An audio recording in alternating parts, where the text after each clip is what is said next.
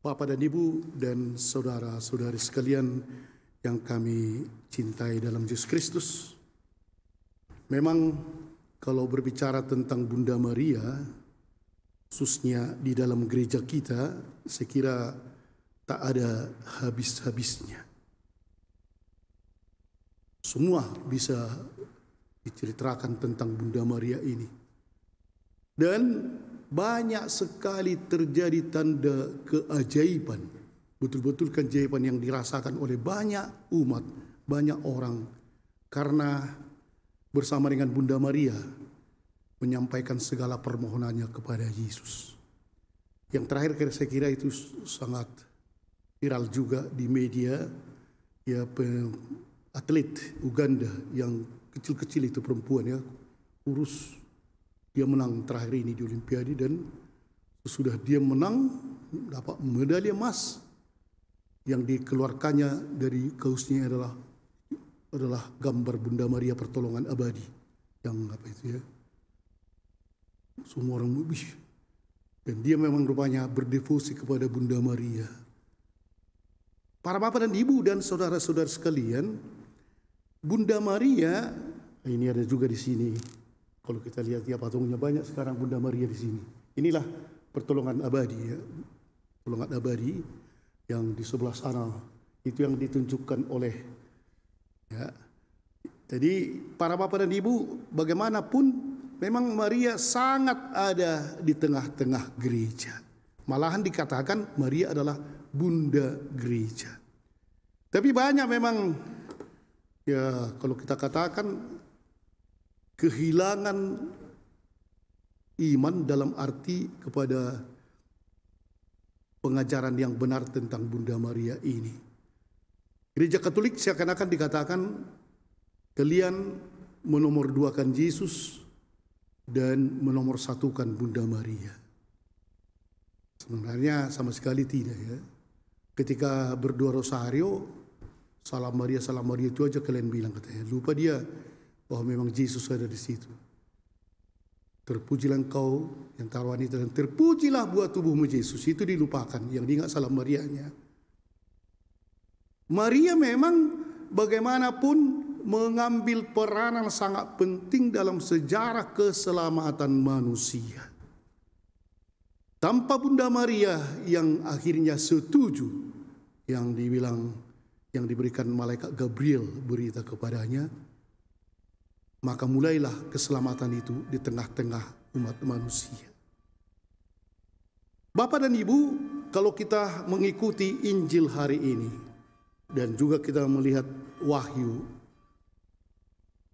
dan juga kita gabungkan, sebenarnya Maria ini rupanya ada sesuatu yang sangat istimewa, sehingga dia menjadi Hawa baru di tengah-tengah kita, ialah kepasrahannya 100% kepada Tuhan. Itulah yang luar biasa. Artinya dia menyerahkan segalanya kepada Tuhan, seluruh hidupnya, seluruh langkahnya. Tak ada satu pun yang disisakan untuk dirinya, tapi semuanya untuk Tuhan. Bukan berarti dia pasif atau duduk-duduk aja, Tuhan, bukan. Tetapi dalam segala perjalanan hidupnya, dia hanya percaya dan menyerahkan seluruhnya kepada Tuhan. Karena itu menjadi moto Radio Maria, juga motonya, ya, Fiat Voluntas Tua. Ini bahasa Latin, artinya fiat, jadilah, voluntas, kemauan Tuhan. Jadilah kehendakmu. Sebenarnya kalau kita pikir-pikir secara manusiawi lah, ya, di Nazaret itu kan memang agak dekat-dekat rumah si Maria dengan Yusuf. Mungkin cinta lokal, cinlok, ya. Kalau kita dibawa ke Nazaret, mungkin ada kurang lebih 400 meter lah rumah Maria di sini, rumah Yusuf di sana. Dan kebiasaan memang mereka bisa bertunangan. Berumur 12 tahun sudah dibuat bertunangan. Bukan berarti menjadi istrinya, tapi itulah bertunangan. Dan Maria yang masih cincin inilah kita katakan ya kalau zaman sekarang, didekati oleh Gabriel, wah, di tangannya lah atau di jawabannya lah keselamatan seluruh dunia. Ngeri juga ya. Kalau hanya di tangannya ada keselamatan, atau kita katakan nanti orang bisa kelaparan 100 orang, kalau kau tidak mau, enggak apa-apa lah. Ini seluruh dunia mulai dari zaman Adam sampai selama-lamanya di tangan si perempuan ini namanya si Maria dari Nazaret itu keselamatan. Dan dalam cerita itu kan si Gabriel memang bingung. Kalau si Maria ini nanti mengatakan tidak, mampuslah aku, apalah mau aku beritahukan kepada Tuhan. Tegang, justru katanya si Gabriel yang tegang. Aduh, keringat dingin dia sebelum masuk dia. Salam Maria penuh rahmat. Apa mau dikatakan? Dijawab Maria pula kan. Apa arti salam ini? Mampuslah, yakinkannya. Dan katanya sesudah Maria mengatakan, aku ini hamba Tuhan, jadilah padaku menurut perkataanmu.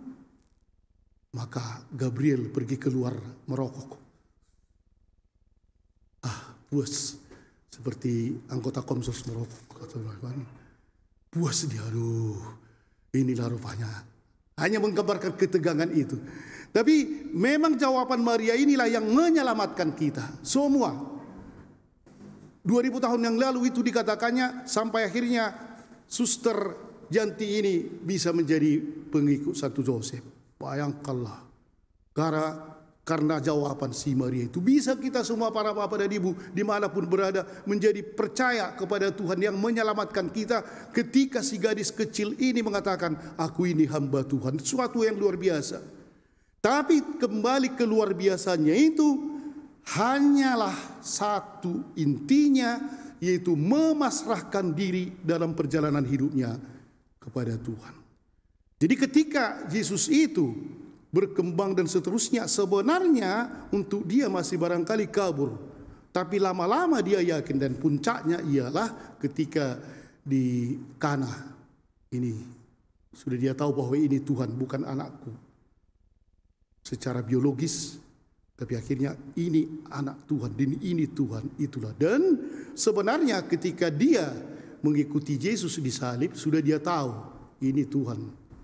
Sehingga dia sangat tabah, dan ketika dikubur pun dia tahu.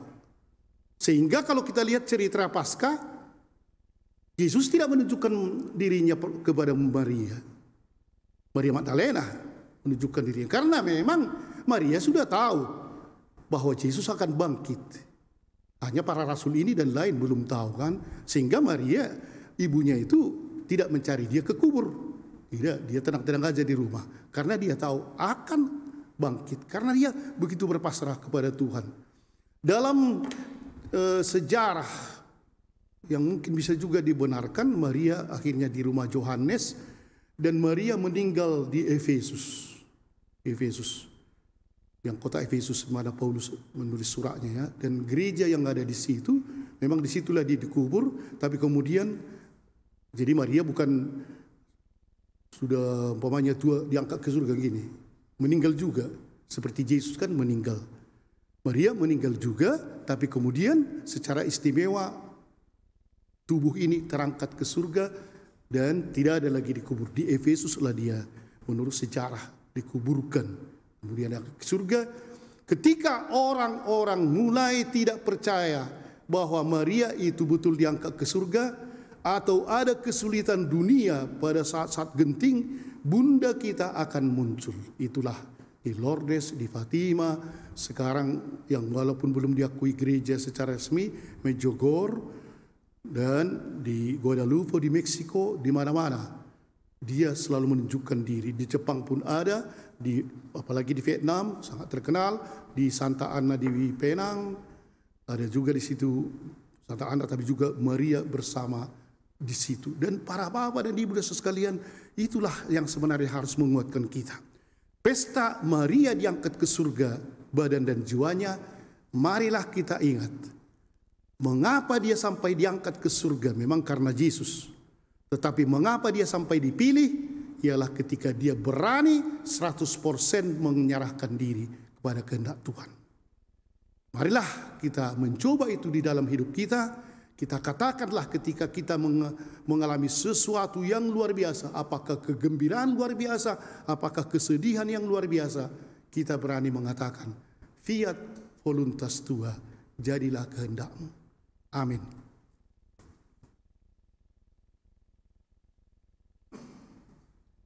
Mari kita sama-sama mengucapkan iman kepercayaan kita.